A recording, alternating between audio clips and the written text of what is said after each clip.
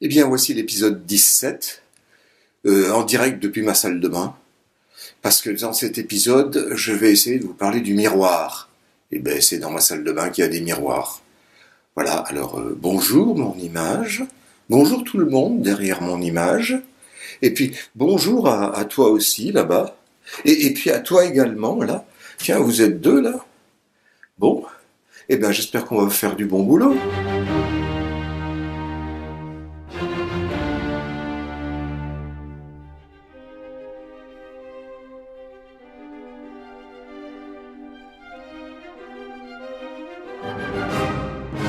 Bon, la salle de bain comme studio d'enregistrement, ça va 5 minutes, hein, et puis pourquoi pas sous la douche.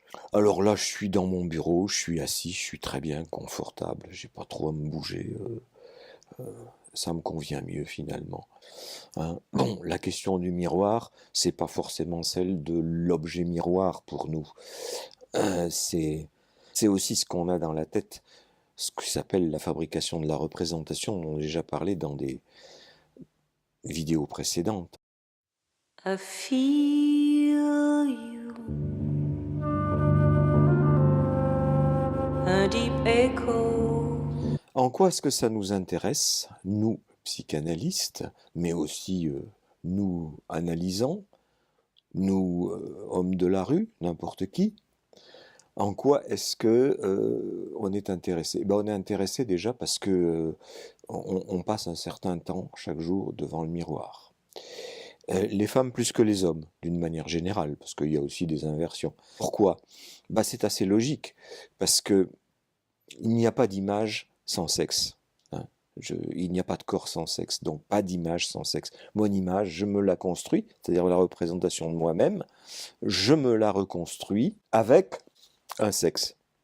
Et avec le sexe, pas tellement le sexe anatomique, tel que j'ai appris petit à petit qu'il se fabriquait, comment il était fait, mais avec le sexe infantile, tel que je l'ai découvert. C'est pareil pour tout le monde, hein. C'est les premières impressions qui restent et qui sont qui ont le plus d'influence sur la vie à venir.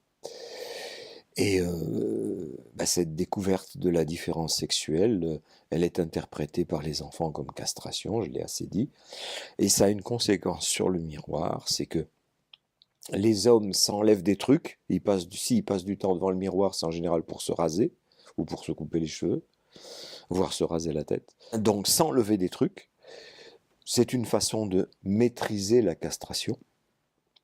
Je le fais moi-même, comme ça m'évite que quelqu'un d'autre me le fasse, et surtout pas une femme. Et les femmes passent du temps devant le miroir, en général c'est pour se rajouter quelque chose. Se rajouter du rouge à lèvres, se rajouter des boucles d'oreilles, se rajouter des fossiles, se rajouter des mèches de cheveux, tout ce que vous voudrez. Et regarder l'habillement, s'il est bien coordonné, s'il est bien ceci, s'il est bien cela. Voilà. Ce dont les hommes se préoccupent un peu, mais beaucoup moins. Parce que les femmes sentent une espèce de nécessité de se rajouter quelque chose pour se construire comme femme. Se construire un phallus. Donc c'est un paradoxe, hein, mais c'est comme ça. Voilà en quoi nous sommes concernés par le miroir, mais alors au plus bête du quotidien. I feel you, a deep echo. Et puis ensuite, quand on travaille à un hôpital psychiatrique, comme ça m'est arrivé pendant toute ma carrière, moi, il m'est arrivé de rencontrer des gens qui ne parlaient pas, des enfants, des adultes, et qui avaient un drôle de rapport au miroir, qui mérite d'être un peu raconté. Ça peut être utile à des collègues qui travaillent encore avec ces gens-là. Vous remarquerez que je dis ces gens-là, je dis des gens qui ne parlent pas, je ne me hasarde pas à dire des autistes, des psychotiques, parce que j'en ai rien à foutre. Chaque personne est particulière, chaque enfant surtout est particulier. Et donc, ils m'ont appris quelque chose du général, mais c'est pas pour ça que je vais leur coller une étiquette. Alors, je pense par exemple à la petite fille dont j'ai déjà parlé dans d'autres vidéos, qui ne marchait pas jusqu'à l'âge de 9 ans, je l'ai rencontrée à l'âge de 9 ans, et à cet âge-là, à la deuxième séance avec moi, elle s'est mise à marcher. Effet du miroir, j'en sais rien, je ne crois pas. Plutôt effet de transfert entre elle et moi, je l'ai raconté ailleurs. Je ne veux pas trop m'y attarder, mais par contre, une fois qu'on avait fait le trajet que j'ai raconté dans le couloir, dans l'escalier, trajet très laborieux parce que elle avait les jambes complètement déformées par 9 ans d'inactivité, eh bien, lorsqu'on arrivait dans mon bureau, ben, elle en sortait, comme les autres enfants pour la plupart, et elle allait droit dans les chiottes. Elle patouillait un bon moment dedans, ça l'intéressait beaucoup, et comme les chiottes étaient attenants à la salle de bain, dans la salle de bain, il y avait un miroir qui descendait jusqu'au sol. Et là, à tous les coups, à toutes les séances, elle s'accroupissait devant le miroir, hein, en parallèle au miroir, hein, comme ça, à quatre pattes, parce que là j'ai l'image de l'ordinateur qui fait miroir pour moi. Ça marche aussi bien qu'un miroir de chez Saint-Gobain. Là c'est un miroir de chez Apple. Et elle grattait comme ça sur le bord du miroir. Elle grattait, elle grattait, elle grattait. Je comprenais pas. Je lui demandais, mais comme elle ne parlait pas, elle ne me répondait pas. Ça m'empêchait pas d'avoir des hypothèses. Et les hypothèses, je les lui disais. Est-ce que tu grattes pour faire un trou? Est-ce que c'est pour passer de l'autre côté du miroir? Est-ce que c'est pour accéder à ton image? Parce qu'il se trouve qu'effectivement, tout en grattant, elle regardait par terre comme ça, et de temps en temps, petit regard furtif vers son image. Et puis elle grattait, elle grattait, elle grattait. Hop, petit regard, hop. Mais comme si elle n'arrivait pas à l'attraper, son image. Parce que nous, quand on attrape notre image, même par mégarde, on se balade dans une avenue piétonne, la vitrine d'un magasin tout d'un coup nous renvoie notre image à laquelle on ne s'attendait pas, on regarde. Ah tiens, c'est moi. Tout d'un coup, il y a quelque chose qui surgit de la masse environnante. Quelque chose que je reconnais. Et très souvent, d'ailleurs, si on s'y hasarde un peu, à ce moment-là, on va modifier un petit peu la coiffure, regarder si on n'a pas une miette dans la barbe, la lunette de travers, une tache sur le revers du veston. On cherche s'il y a une faille, quoi. Mais apparemment, la faille pour la petite fille, là, elle était totale.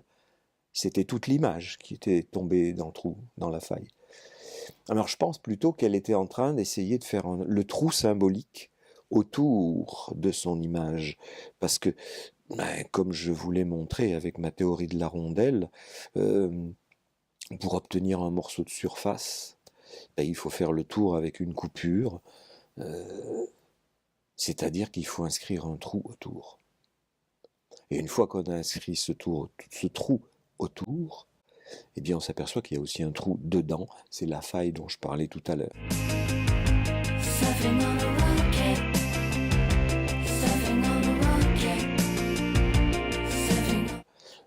Celle que les femmes essaient de combler en rajoutant des trucs, celle que l'homme essaie de conjurer en se coupant des trucs. Ah bah tiens, ça marche pas avec moi, mais sans doute parce que moi j'ai pas besoin de me rassurer avec l'idée de la castration, pas besoin de la maîtriser avec des rasoirs et des ciseaux. J'arrive bien comme ça à faire avec. Donc voilà, cette petite fille était peut-être en train de construire son image. Et ça a peut-être, ce travail-là, puisqu'elle l'a fait à la première séance, ça a peut-être contribué à ce qu'à la deuxième séance, quand je lui ai tendu les bras, eh ben je lui ai tendu une main, elle a pris ma main et elle s'est mise à marcher. Parce que pour marcher, il faut avoir une image du corps. De même que pour avoir une image du corps, il faut avoir une image du corps sexué, c'est-à-dire avec un trou. Pour marcher, il faut aussi avoir une image du corps. Dis donc, il me semble bien t'avoir entendu parler de gens que tu avais rencontrés et qui ne parlaient pas, mais qui marchaient, qui semblaient n'avoir pas le moins d'image du corps d'aucune sorte, mais qui marchaient. Et des gens qui marchaient et qui parlaient et qui n'avait quand même pas d'image du corps. Alors le rapport entre l'image du corps, la marche et la parole, c'est peut-être pas aussi évident que tu sembles le dire, non? Ouais, ben t'as raison, t'as raison. Euh, la théorie a une faille. D'ailleurs, j'en parlerai de ces gens-là un peu plus loin dans la vidéo. Mais c'est intéressant que j'ai fait cette vidéo pour m'en apercevoir, justement, parce que quand on dit les choses de façon morcelée, comme ça, on voit pas forcément le lien qu'il y a entre, et on s'aperçoit pas que ben, ça donne une incohérence. Bon, ben voilà, j'ai repéré une incohérence. J'aime autant une théorie avec des incohérences qu'une théorie qui se passe qui veut passer pour complètement structurée et qui finalement ne se rend pas compte de ses propres incohérences. Donc une théorie avec du trou. Donc j'en reviens au trou dans l'image, effet du symbolique, ça peut pas être autrement, et donc au trou qui invite au désir et ce qui me ramène à la marche.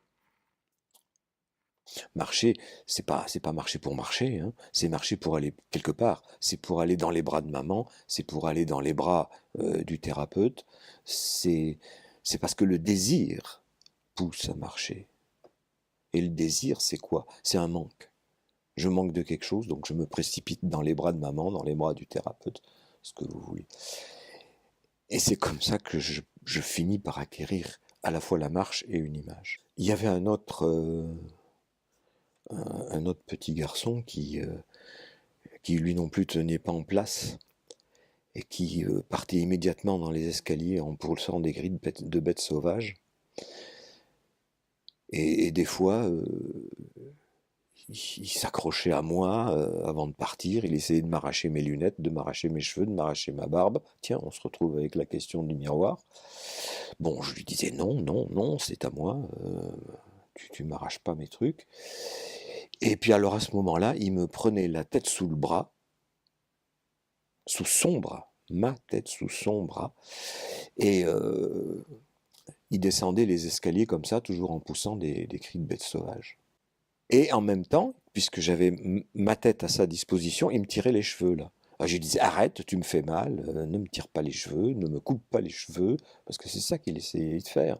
Il essayait de faire le trou dans l'image, lui aussi, pour se fabriquer une image du corps. Hein.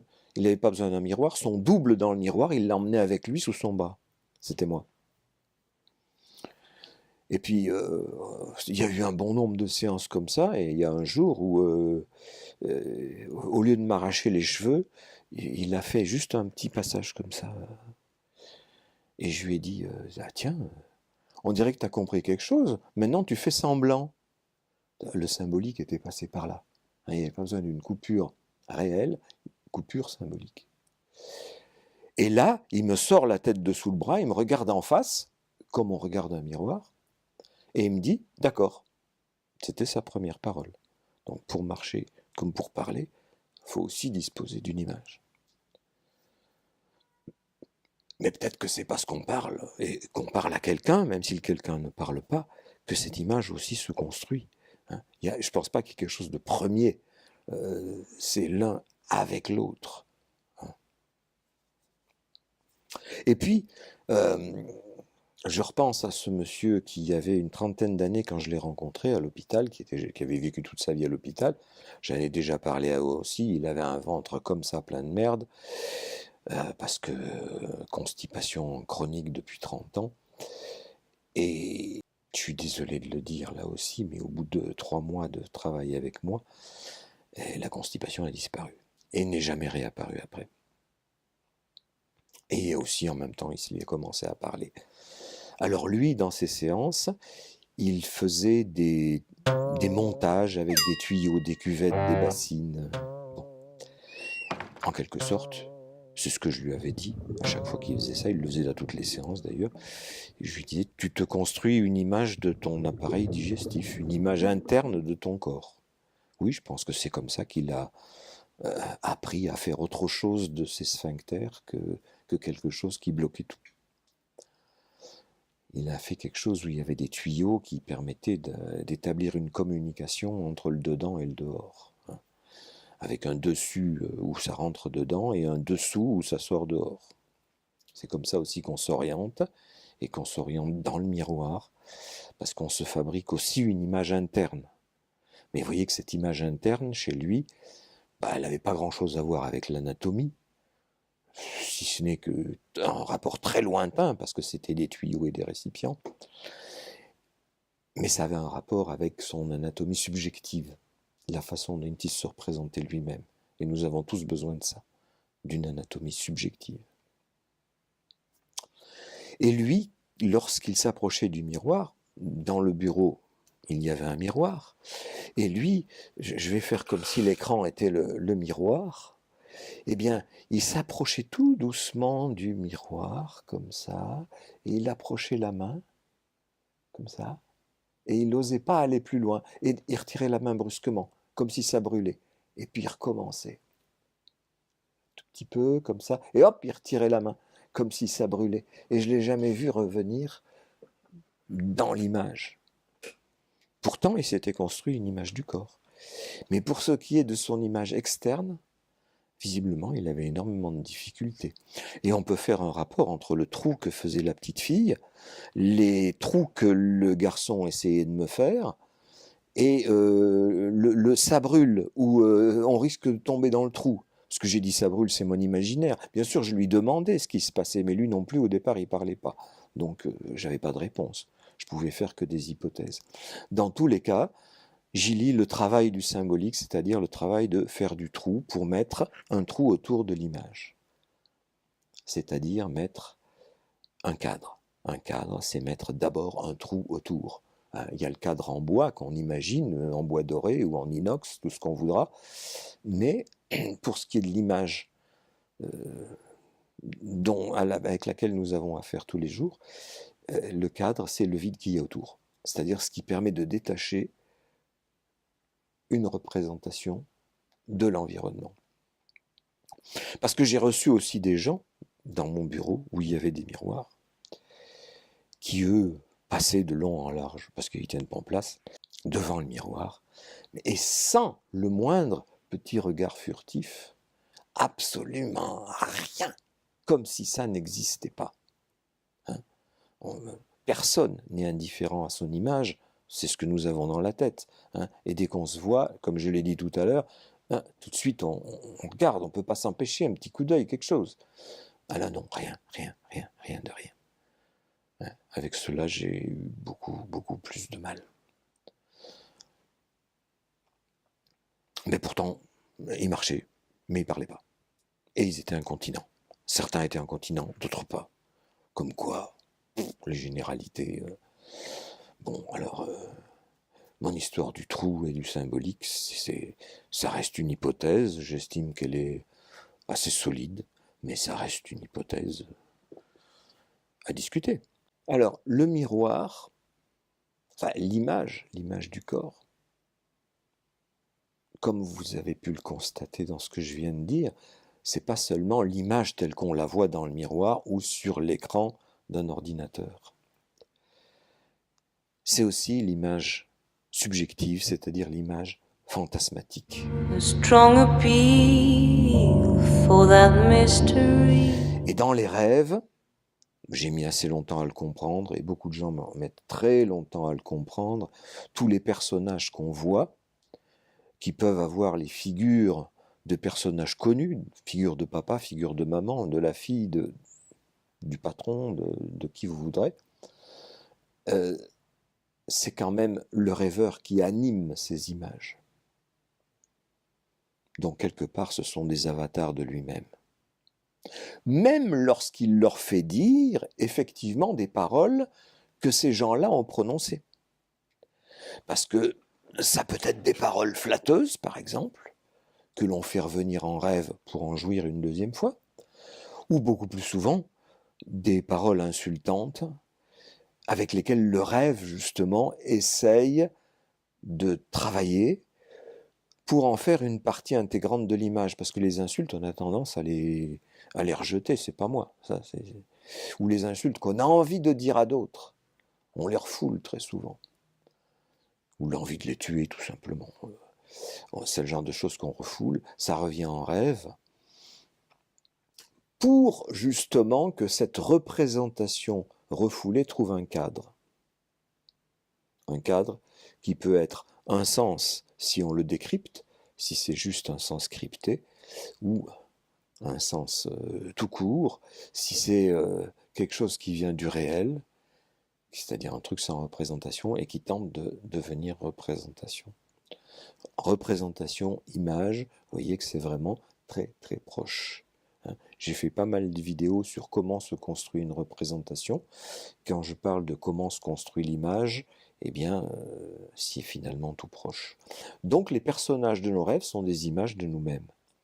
Et on peut, en gros, comme ça, les résumer assez vite. Lorsque je suis poursuivi par des policiers, c'est que ces policiers scellent sur moi. Et que si je cours devant, c'est parce que je me sens coupable d'avoir réalisé un désir, éventuellement dans le rêve qui a précédé, dont je sais qu'il n'est pas réalisable. Par exemple, coucher avec maman, pour prendre le plus simple et le plus évident. Et donc, il y a le ça d'un côté, c'est une image de moi dans laquelle je veux bien me retrouver, et puis l'image des flics dans laquelle j'ai pas envie de me retrouver, et ce sont d'autres personnes. Mais tout peut arriver, c'est-à-dire je peux aussi imaginer que c'est quelqu'un d'autre qui couche avec ma mère, mais évidemment, c'est parce que c'est moi qui en ai envie. Donc, vous voyez, ça peut prendre toutes les images possibles et imaginables. Et ce qui est en jeu dans tout ça, c'est ce qui me manque. Ben, par exemple, baiser avec maman. Donc, le trou à l'intérieur de l'image qui a déjà été découpée. J'ai reçu aussi une dame pendant une dizaine d'années, une dame africaine au dispensaire, qui me disait, elle parlait très bien le français, elle me disait qu'elle n'avait pas d'image.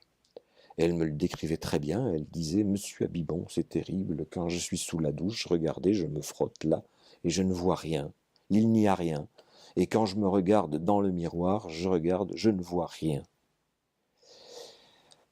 Eh bien, cette dame, je l'ai plusieurs fois conduit, parce que là, il n'y avait pas de miroir dans mon bureau, dans les toilettes du dispensaire, où il y avait un tout petit miroir au-dessus du lavabo, et je l'invitais à se regarder dans le miroir et à me dire ce qu'elle voyait. Bon, elle me disait qu'elle ne voyait rien. Mais petit à petit, on a construit comme ça une image du corps, avec le temps.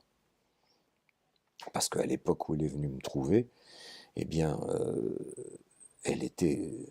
Le problème qu'elle me disait, c'était qu'elle n'avait pas d'image, bien sûr, mais c'était aussi qu'elle était assaillie par des démons, elle était possédée par des démons.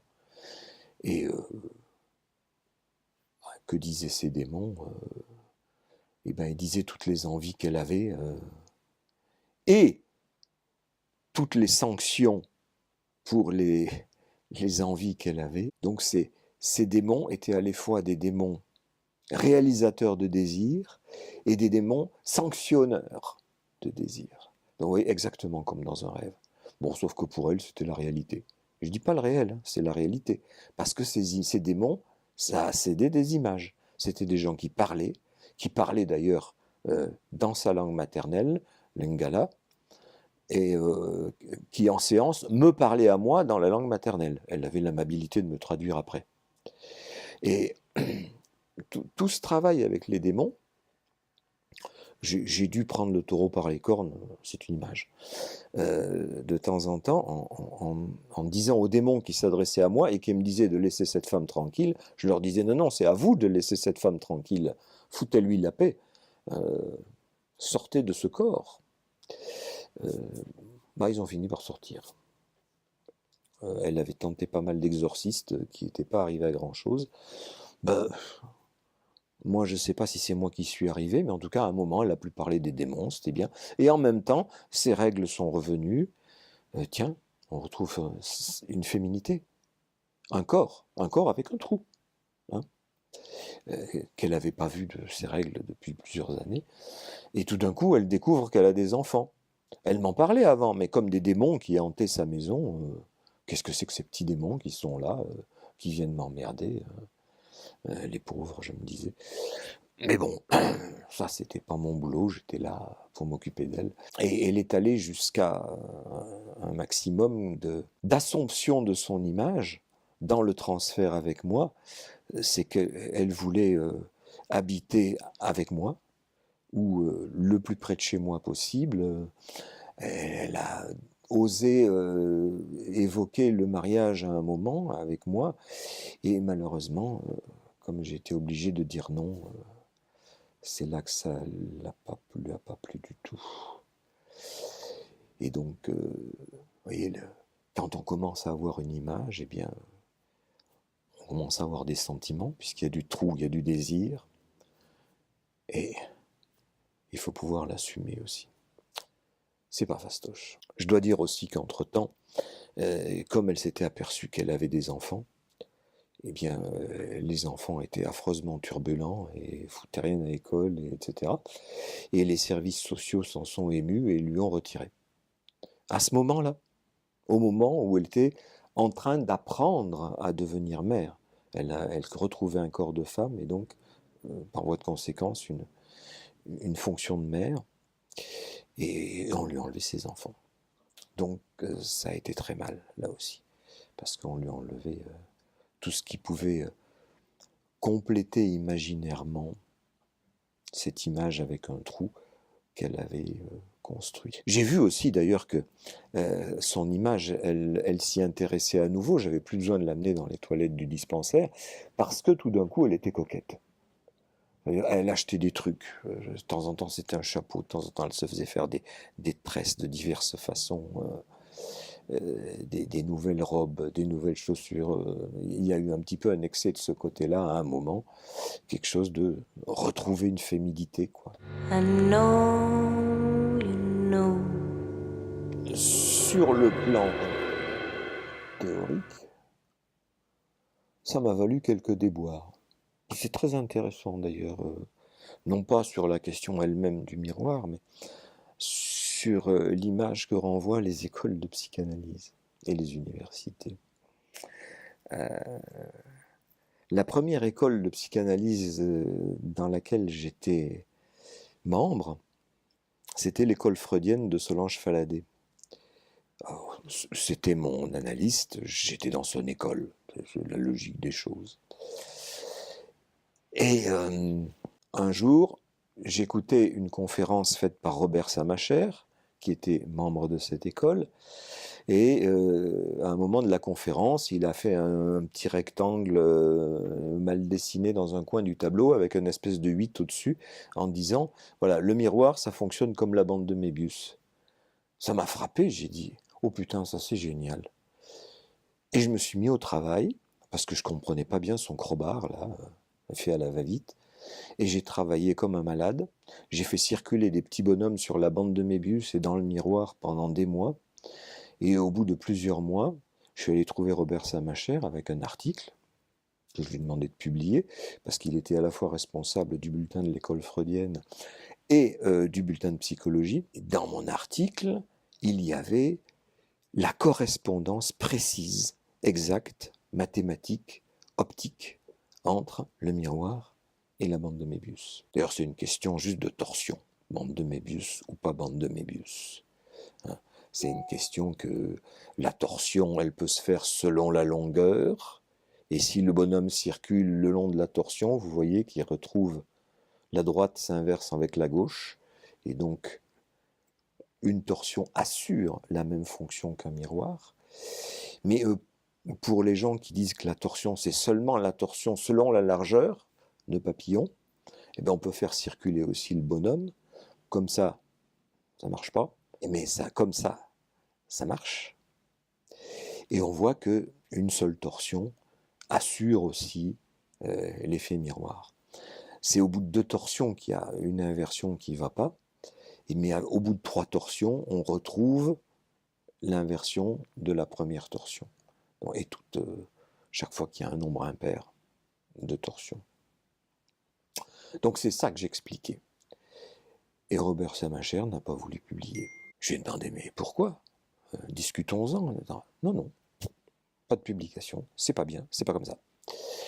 Oh, bon, Ouais, je croyais que les écoles de psychanalyse étaient des lieux de parole où on pouvait, si on était membre, c'était pour ça, c'était pour amener des choses. Lui, il avait amené une esquisse d'un truc, je pensais apporter ma pierre à l'édifice. Ben non.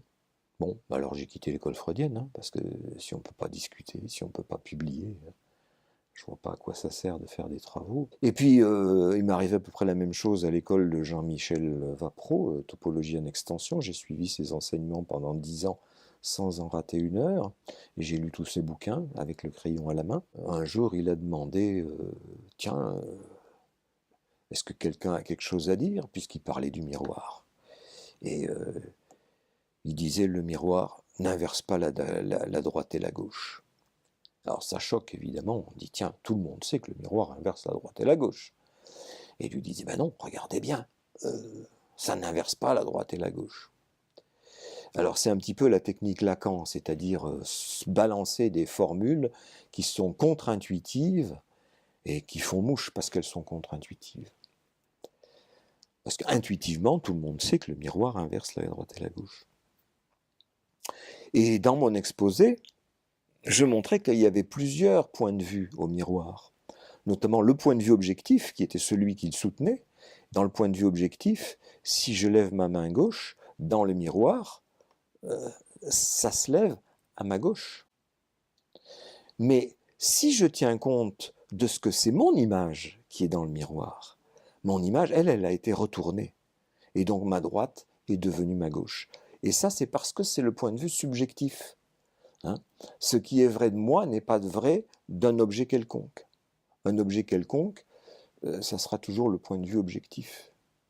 Encore que, si l'objet est derrière moi, et que le miroir est devant moi, et que je regarde l'objet, et qu'ensuite je regarde l'image de l'objet dans le miroir, eh bien je m'aperçois qu'aussi ça a inversé la droite et la gauche. Parce que j'ai dû me retourner. Parce que c'est un des points de vue au miroir où il n'est pas possible de faire l'économie de la subjectivité. Et puis il y a le point de vue narcissique du miroir, le point de vue objectif, le point de vue où je suis entre les deux, et le point de vue narcissique qui fait que le sujet et l'objet sont confondus, et donc, mais confondus, mais avec cette différence qu'il y a eu un retournement. Alors là, même chose, j'ai terminé mon exposé, et il a laissé tomber, tu t'es planté. Et il est reparti sur son discours, comme si j'avais rien dit. Là aussi, pareil, pas de discussion possible. Où est-ce que je me suis planté? Pourquoi? Comment? Un débat peut-être? Quelque chose? Non, non, non, non, non. C'est le discours de Jean-Michel Vapro et rien d'autre. C'était pas la peine de demander à des gens de discuter alors. Je suis parti de topologie en extension. Je m'arrête là sur les avatars, parce que ça a été pareil pour lorsque j'ai voulu démontrer les 3 torsions de la bande de Möbius à dimension de la psychanalyse, où on a décidé que c'était inepte et sans fondement, sans avoir pris la peine d'étudier mes démonstrations. Bref, comme d'habitude. Bon, ben ça fait partie de mon image, c'est-à-dire l'image de celui qui est suffisamment décalé par rapport à l'image globale que se font tous les membres d'une école, où il y a un discours commun qui circule, où il peut y avoir des petites différences, mais dès que la différence devient trop grande, dès qu'il y a quelqu'un qui tient un discours un peu trop original, c'est inaudible, c'est pas possible. Et il n'est même pas question de débattre, il est question de combattre et d'exclure. C'est ce qui m'est donc arrivé plusieurs fois. Bon, bien entendu, les écoles n'excluent pas, simplement elles vous interdisent de parler, plus possible d'aller dans des colloques, elles vous interdisent de publier, etc. Et donc, bon, c'est plus la peine à ce moment-là, hein, si on y va simplement pour faire le sujet passif. It sounds too loud. Je fais office de faille dans un groupe. Je viens représenter une faille possible, sans avoir eu l'intention de le faire. Juste, j'avais l'impression, c'est le mot qui me vient toujours, d'apporter ma brique à l'édifice. Mais comme s'il y avait un trou dans l'édifice, alors j'apporte ma brique, ça va boucher le trou. Et c'est ça qui est pas possible. En fait, le fait que j'apporte une brique indique qu'il y a un trou. Donc, c'est difficilement supportable. c'est toujours la question de l'image collective, et de la castration qui est au sein de cette question de pourquoi on se met en groupe. On se met en groupe parce qu'on vient se conforter pour éviter la castration, c'est-à-dire éviter la discussion, la contradiction. Il y a parfois des engueulades homériques dans les écoles, mais ça reste dans un certain registre qu'il ne faut pas dépasser. A deep echo. Alors, venons-en à ce que dit Lacan du miroir. Et je vais me borner à commenter juste un petit peu son schéma optique, puisqu'il combine un miroir plan et un miroir sphérique. Il y a dans le miroir sphérique, là, en dessous, un vase réel, cloué sur une planchette, de façon à ce qu'on ne le voit pas, et le miroir sphérique qui inverse les 3 dimensions, contrairement au miroir plan qui n'en inverse que 2/3, ou 1/3 au point de vue objectif. Là, de toute façon, le miroir sphérique, c'est inversion des 3 dimensions. Encore que ça dépend de la position où se place le sujet par rapport au centre optique de la sphère, qui n'est pas le centre de la sphère. Bon, ça c'est des détails techniques. Le miroir sphérique produit une image qui est une image réelle, c'est-à-dire que les rayons du lumineux convergent véritablement à cet endroit-là, contrairement à un miroir plan où les rayons ne convergent pas de manière réelle sur l'image, mais de manière virtuelle. Donc cette image est réelle, et Lacan joue sur le trou dans l'image, comme moi avec ma rondelle, mais c'est le vase, c'est le trou du vase, et il met des fleurs dedans, c'est les objets petits a, c'est-à-dire le sein, la merde, le regard et la voix. Dans certaines de ces élaborations précédentes, c'est-à-dire avant qu'il arrive au schéma final, il lui est arrivé de mettre moins phi au-dessus du trou du vase. Moins phi, c'est déjà un peu édulcoré par rapport à moins le phallus. Et ça, c'est déjà un peu édulcoré par rapport à la castration. Parce que c'est ça que ça veut dire. Et c'est important, les mots qu'on emploie. Et puis ce moins phi, il disparaît dans le schéma final où il n'y a plus que les fleurs. C'est beaucoup plus joli, ça évite de parler de la castration. Les objets petit a sont une superbe invention théorique qui permet d'effacer la castration de la question de l'image du corps et de la psychanalyse d'une manière générale. Parce que dans Freud, la castration, c'est ça qui mesure les pertes précédentes. Les pertes précédentes, le sein, la merde, éventuellement le regard et la voix, ne sont vécues comme perdues qu'à l'aune de la castration, à l'aune du phallus. C'est vraiment cette différence sexuelle dans l'image du corps qui fait que si je perds le sein, mais après coup, c'est-à-dire en y repensant, ou si je perds le caca, après coup, en y repensant, c'est quelque chose comme une castration, c'est vécu du même ordre. Mais là, le schéma optique de Lacan inverse les choses, c'est-à-dire que c'est les objets partiels, pour reprendre les expressions de Winnicott, ce sont les objets partiels qui viennent en lieu et place de la castration. C'est quand même un peu dommage. Et puis il y a autre chose. Lacan nous dit que le parcours de l'analyse, c'est le basculement du miroir, du miroir plan, de la position verticale à la position horizontale. Ça s'accompagne d'un basculement du sujet qui, au lieu d'être au-dessus du miroir sphérique, se retrouve alors en position d'idéal du moi. Ça m'interroge sérieusement, parce que si la position du sujet à la fin de l'analyse, c'est de rejoindre l'idéal du moi, je ne suis pas tout à fait d'accord. Au contraire, une analyse, c'est un lieu où les idéaux se cassent la figure. Les idéaux, ce sont des tentatives de boucher le trou dans une image. Voilà. Une image formidable, c'est ou papa ou maman, ou le maître, lorsque papa et maman ont failli, ou Jacques Lacan donc. Et il faut que cette image idéale n'ait pas de faille. Le parcours d'une analyse, c'est au contraire de reconnaître ses failles. Alors, dans son mouvement de miroir, là, Lacan nous dit que le sujet, du coup, placé à cet endroit, voit à la fois l'image virtuelle et l'image réelle.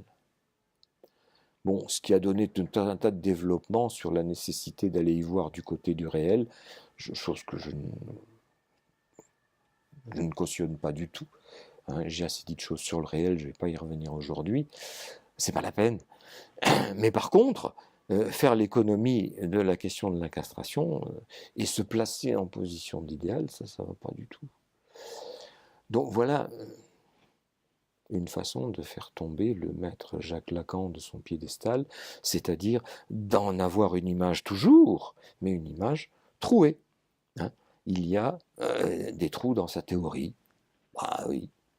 Et comme il y a des trous dans la théorie de Sigmund Freud et dans celle de Richard Alibon, il y en a partout. Heureusement, c'est grâce à des trous qu'on respire.